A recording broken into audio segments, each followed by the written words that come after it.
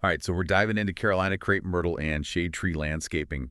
Today, you're in Columbia, South Carolina, and you're looking for a landscaping company, and their name keeps coming up. So we wanted to do a deep dive, see what's up with them. Are they as good as everyone says? Sounds like a plan. Yeah. So we've got a bunch of sources. We've got some articles, their website, even a YouTube video. We're going to look at it all and just see what we can find out. Excellent. Yeah. And some interesting stuff is already jumping out at me, like this focus on native plants and some pretty high-tech stuff. And they talk a lot about sustainability, so it should be interesting. It really does seem like they're going beyond just, making things look pretty. They're really thinking about the environment and the long-term health of the landscape. Yeah, and I think that's what's going to be interesting to see is like how they're putting all that together because, you can say you're sustainable, you can say you use native plants, but how does it actually work in practice? You know? Right, and they're showcasing their expertise in local plants and how that ties into creating a landscape that thrives in Colombia's, specific climate. Right. It's got to work in Colombia. Yeah, exactly. It's not just about bringing in, exotic plants that might not be suited to the heat and humidity there. Right. Okay, so it's like tailored to the place I like that. Did you get a sense of who they're targeting with all this? Is it like mainly homeowners or are they doing big commercial projects too? It seems like they're comfortable in both worlds, actually. Oh, okay.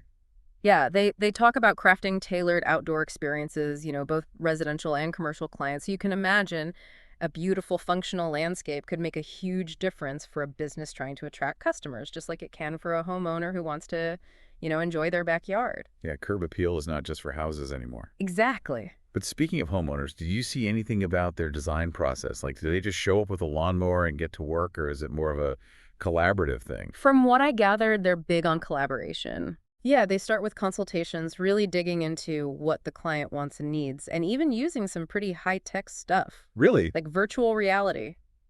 Wait, what virtual reality for landscaping? Yeah, so clients can actually see their landscape before anything is built. Oh, wow, that's next level. It's pretty cool. So you're like putting on the goggles and walking through your future garden. Yeah, exactly. Imagine, putting on a headset and walking through your future garden, seeing how the sunlight hits the patio, getting a feel for the space. Okay, so it's not just like, here's a drawing. Yeah, it's about taking the guesswork out of design, making sure everyone's on the same page. I like that a lot. Okay, well, hold on. I'm also curious about this whole Carolina crepe myrtle thing. Like, do they specialize in those trees specifically, or is it more of a general name? That's where it gets interesting. While their name highlights crepe myrtles, their real emphasis is on native plants as a whole. Oh, interesting. Okay. They're tapping into that growing desire for landscapes that are not only beautiful, but also sustainable and beneficial to the local ecosystem. So it's not just about what looks good, it's about what's good for the environment, too. Exactly. Okay. Yeah. And I'm guessing those high-tech tools you mentioned play a role in that as well. Absolutely. They talk about using things like weather-based irrigation controllers and soil moisture sensors. It's all about using technology to be more efficient with water, which is a big deal, here in South Carolina. Yeah, especially with the heat and everything. Yeah, okay. So they're thinking long-term, not just about the initial wow factor, but let's be honest, a beautiful landscape is a big investment. Did you get any sense of their pricing or how they structure their services? They definitely emphasize transparency in their pricing. Okay, good. Yeah, it seems like they offer customizable packages based on the client's needs and budget, and they even mention giving special rates to returning clients, which suggests they're building relationships, not just doing one-off jobs. Yeah, that's always a good sign. If they're willing to give you a discount for coming back, it means they want to keep you around. Okay, so sustainable practices, high-tech tools, happy customers. It's starting to sound like Carolina crepe myrtle and shade tree might actually live up to the hype. Yeah, so far so good. So far, so good. But before we get ahead of ourselves, let's dive deeper into what exactly they offer. Because they keep mentioning landscape design. But what does that actually mean in practice? Right. What kind of services are we talking about here? Yeah, exactly. Like, are they just doing plants? Or are they doing patios, walkways, the whole shebang? Well, they don't just design landscapes. They also handle the installation and long-term care. Okay. So think of it as a one-stop shop for everything from initial concepts to ongoing maintenance. They even mention things like hardscaping, so it's not just plants, but patios, walkway, yeah, the whole package. Oh, okay. So whether you want to revamp your entire yard or just add a few finishing touches, they can handle. It seems that way. But with all this talk about technology and sustainability, it makes me wonder, what are the challenges they face working specifically in Columbia, South Carolina. Did the sources mention anything about that? They touched on a few key points. Colombia's climate can be pretty intense with those hot summers and occasional cold snaps. Yeah. So they need to choose plants that can handle that, and their irrigation systems, have to be top notch. Right, so it's not just about picking pretty flowers. It's about understanding the local ecosystem. Do they say anything else about the challenges they face? They mentioned the importance of soil conditions, which can vary a lot across Oh, Colombia. oh, really? Yeah, getting the right soil for the right plants is key. And of course, water conservation is a big concern, especially during those dry spells we get. Yeah, makes sense. It sounds like they're juggling a lot of factors. Definitely. And it makes me even more curious about how they use technology to solve those challenges. We touched on virtual reality earlier, but what about those drones they mentioned? How are they using those? Drones give them an aerial perspective of the property, which is helpful for everything from initial assessments to planning irrigation systems. It's like getting a bird's eye view of the canvas before you start painting. Oh, well, that's a great analogy. I like that. Okay. So they're using tech to get a better understanding of the environment, but how does that translate into the actual design process? Are clients involved in all this high-tech stuff? It sounds like they integrate it into that collaborative process. Remember those 3D simulations? Yeah. They're probably using data from the drones to create those, giving clients a more accurate and immersive view of the proposed landscape. Oh, that's cool. So it's not just about impressing clients with fancy gadgets. It's about using those tools to make better decisions and create a more personalized experience. Right. It's about empowering the client with information. Yeah, I like that. Okay, so we're seeing a pattern here. Carolina Crepe Myrtle and Shade Tree is all about blending technology, sustainability, and a deep understanding of the Columbia landscape. But what does that actually look like in practice? Right. Are we talking about futuristic gardens with robot lawnmowers or something? Yeah, like is it going to look like something out of Star Trek? Not quite. Think more along the lines of, beautifully integrated landscapes that work with nature, not against it. Okay. Native plants, smart water systems, hardscaping that complements the surroundings. It's about a more holistic approach. So they're not just planting flowers, they're creating an ecosystem that's both beautiful and functional. Exactly. I like that. But before we get too carried away with all the cool tech and sustainable practices, I want to circle back to the people behind the company. What kind of team are we dealing with here? Did the sources shed any light on that? They highlight the importance of their team, referring to them as skilled professionals dedicated to delivering exceptional results. It seems like they're emphasizing a collaborative work environment where everyone is passionate about what they do. That's always a good sign. A team that works well together usually delivers better results. But it's one thing to say you're committed to excellence. It's another to actually prove it. Did you see anything about their track record, awards recognition, that kind of thing? While they don't boast about specific awards, they do mention being recognized by authoritative entities within the landscaping sector. It seems like they prioritize maintaining high professional standards. Okay, so they're not just tooting their own horn. They're letting their work speak for itself. And speaking of work, I'm curious about the range of projects they handle. Are they mainly focused on large estates, or do they also work on smaller residential properties? Their portfolio showcases a wide range of projects. They talk about designing intimate courtyard gardens as well as tackling large-scale commercial developments. It seems like no job is too big or too small. Okay, so they're comfortable working on different scales and adapting their approach to fit the needs of the project. That's pretty versatile. Yeah, they seem to be pretty adaptable. But before we wrap up this part of our deep dive, I want to go back to this concept of future-ready landscapes. They mentioned that a few times, but what does it actually mean? It's about thinking beyond the immediate needs and considering how the landscape will adapt to changing conditions over time. Climate change, water scarcity, evolving aesthetic trends. They're building landscapes that can stand the test of time. So it's not just about creating something that looks good today. It's about creating something that will thrive for years to come. That's a pretty forward-thinking approach. Yeah, they're definitely thinking long term. Well, we've covered a lot in this first part of our deep dive, and I'm sure our listeners are eager to hear more about what makes Carolina Crepe Myrtle and Shade Tree so special. Definitely lots more to uncover. Yeah, when we come back, we'll delve into those specifics, their unique services, their pricing structure, and what truly sets them apart from other landscaping companies in Columbia. Sounds good. So we're back and digging deeper into Carolina Crepe Myrtle and Shade Tree. Yeah, we've established that they're tech-savvy, eco-conscious. Yeah. They really seem to care about their clients. But let's get into the nitty-gritty of their services. What do they actually offer? How does it all come together? Right, because you can have all the bells and whistles, but if you're not delivering the goods, it doesn't really matter. Exactly. One thing that struck me looking at all this is they don't just talk about installing a landscape.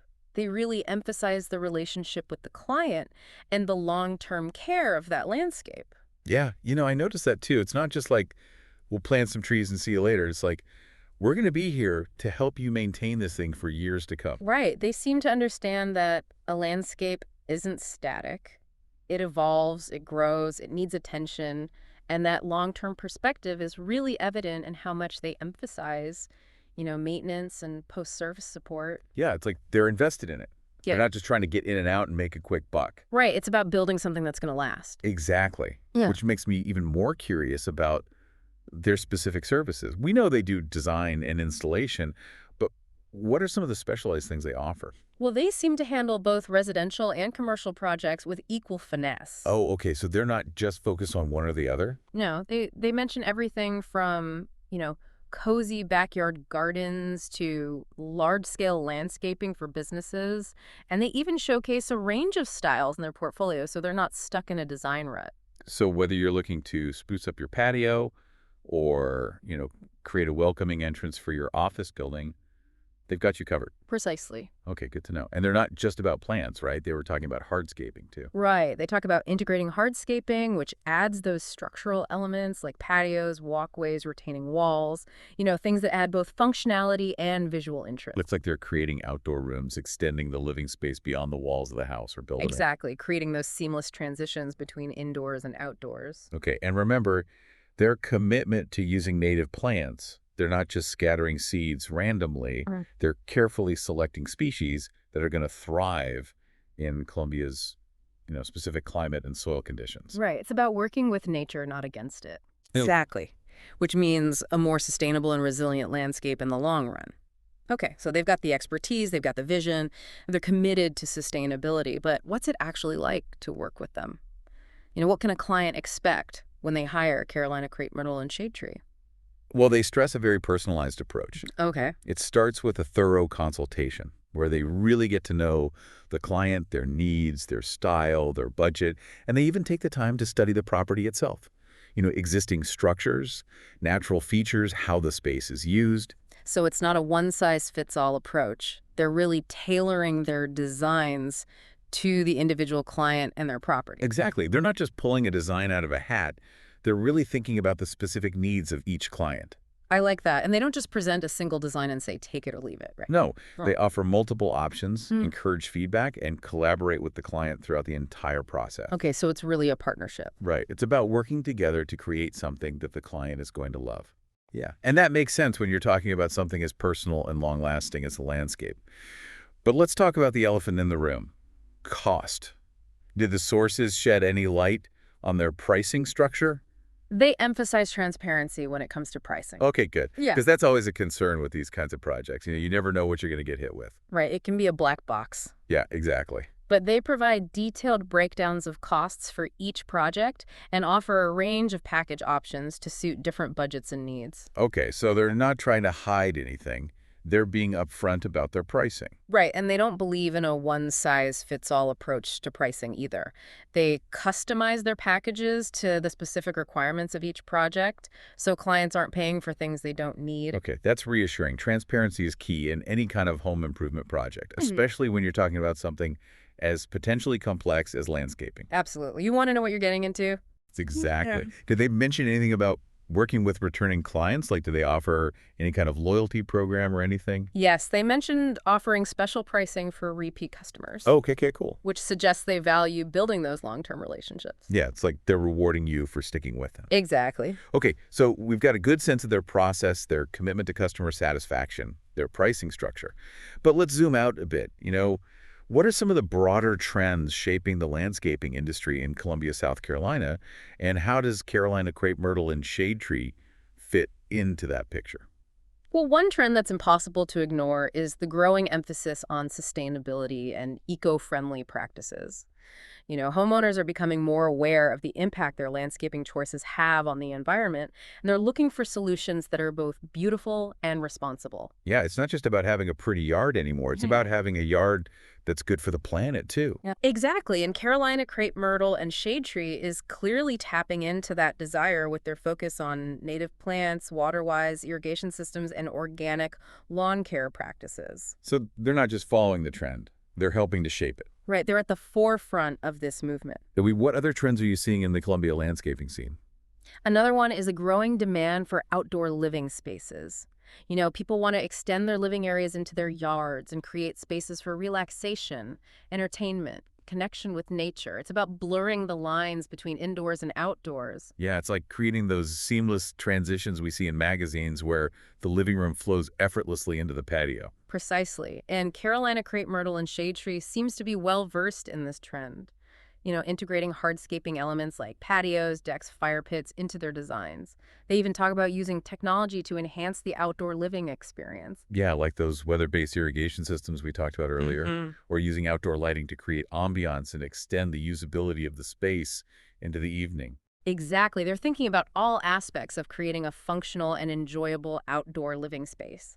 Okay, so sustainability and outdoor living are two big trends. Any others we should be aware of? Another one that's becoming increasingly important, especially for busy homeowners, is the desire for low-maintenance landscaping. Mhm. People want a beautiful yard without spending all their free time weeding and pruning. Yeah, that makes sense. Time is precious, and not everyone has a green thumb. Right. And Carolina Crepe Myrtle and Shade Tree seems to get this. They talk about using native plants that are adapted to the local climate and require less watering and fertilizing. They also mention their expertise in xeriscaping, which is all about designing landscapes that thrive with minimal water. So they're not just creating beautiful landscapes, they're creating landscapes that fit into their clients' lifestyles. It's about finding that balance between aesthetics and practicality. And it goes back to that idea of creating a landscape that works with nature, not against it, less maintenance, less water, less intervention. It's like they're tapping into that ancient wisdom of working smarter, not harder. Exactly. Okay, so we've identified three major trends: sustainability, outdoor living, and low-maintenance design.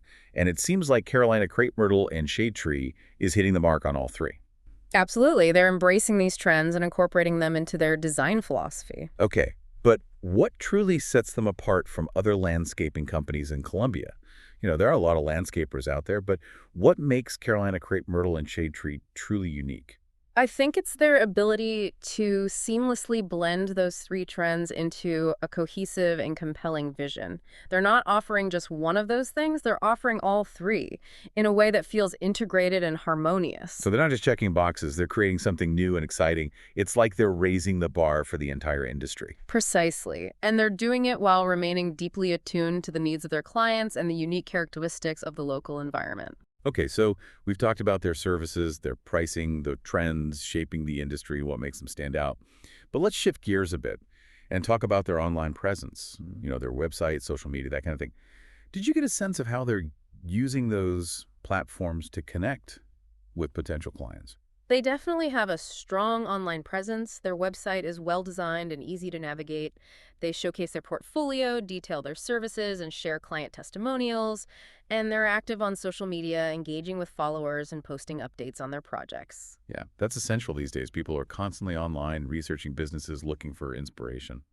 A company that's not visible online is practically invisible. Right. And it seems like they're using those platforms strategically, not just to promote themselves, but to provide value and build relationships. So they're not just blasting out ads, they're actually trying to connect with people and share their knowledge and passion for landscaping. Exactly. They're using online tools to build a community around their brand. Which is a smart move because word of mouth is still the best form of advertising, and online platforms amplify that. Okay, so they've got a strong online presence.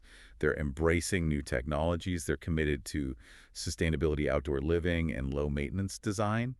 But at the end of the day, what really matters is what their clients are saying. What kind of feedback are they getting? The sources are packed with glowing testimonials from satisfied clients. Okay, good. They praise their professionalism, their attention to detail, their creativity, and their overall commitment to customer satisfaction. That's encouraging. Yeah. Positive reviews are gold for any business, Oh, especially in a service-oriented field like landscaping. absolutely. It's social proof that they're delivering on their promises. Exactly. And it's not just generic praise. They're highlighting specific things that impress them. Right. For example, one client raved about how the team transformed their neglected backyard into a stunning oasis, while another mentioned their responsiveness and willingness to go the extra mile. Yeah, it sounds like they're consistently exceeding expectations and building those long-lasting relationships they talked about. But let's circle back to something you mentioned earlier, their focus on native plants. Why is that so important, especially in the context of Colombia's unique ecosystem?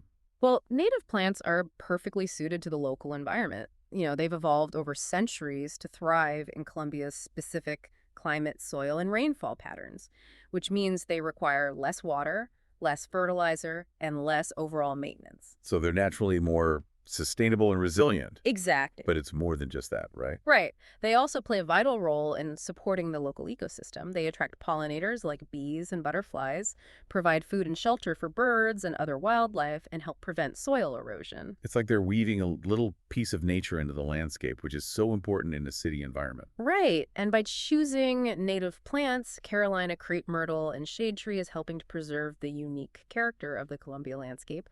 They're honoring the region's natural heritage. It's like they're creating landscapes that are authentic to their place. Exactly. Okay, and a practical one too, Yeah. right?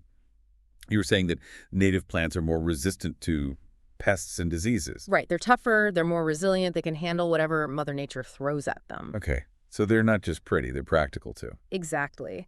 And by using native plants, Carolina crepe myrtle and shade tree is creating landscapes that are visually appealing, ecologically sound, and built to last. Okay, so it's that blend of beauty, functionality, and sustainability that really sets them apart. Hmm. Well, we've covered a lot of ground in this second part of our deep dive. We've explored their unique services, their commitment to customer satisfaction, their innovative use of technology, and their deep understanding of the Columbia, South Carolina landscape. We've also seen how they're embracing the latest trends in the industry, from sustainability and outdoor living to low-maintenance design, and we've talked about how they're using their online presence to connect with clients and build their brand. But we're not done yet. When we come back for the final part of our deep dive, we'll take a closer look at some of their specific projects, their involvement in the community, and what the future holds for this innovative company. We'll also explore the bigger picture, how their approach to landscaping is shaping the future of outdoor spaces in Columbia, South Carolina. So stay tuned. Okay, so welcome back to our final part of this deep dive. And now I want to actually see what they're doing. We talked a lot about their approach and their philosophy and all that, but now I want to see, like, what do the actual projects look like? Yeah, it's one thing to talk the talk, but you got to walk the walk, right? Exactly. So what are some of the projects that you saw that really stood out to you?